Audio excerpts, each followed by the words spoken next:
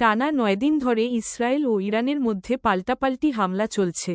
দেশ দুইটির মধ্যে সংঘাত বন্ধে চীন রাশিয়া ছাড়াও পশ্চিমা কিছু দেশ তৎপরতা চালিয়ে যাচ্ছে। বিবিসির লাইভ প্রতিবেদনে বলা হয়েছে, জেনেভায় ইরানি পররাষ্ট্রমন্ত্রীর সঙ্গে সাক্ষাৎ শেষে ব্রিটিশ পররাষ্ট্রমন্ত্রী ডেভিড ল্যামি শনিবার 21 জুন রাতে লন্ডনে ফিরে যাচ্ছেন।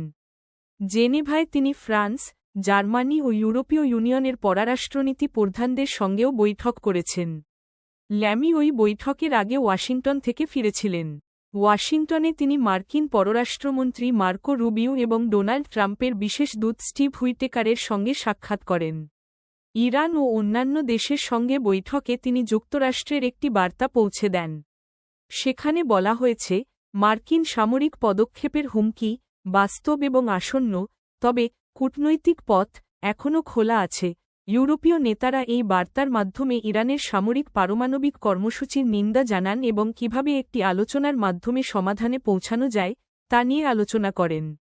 বিবিসি সংবাদদাতার মতে, ইউরোপীয় প্রতিনিধিরা ইরানের সঙ্গে আবারও বৈঠকে বসার আগ্রহ প্রকাশ করেছেন, তবে কোথায় বা কখন বৈঠক হবে সেই বিষয়ে কোনো চূড়ান্ত সিদ্ধান্ত হয়নি।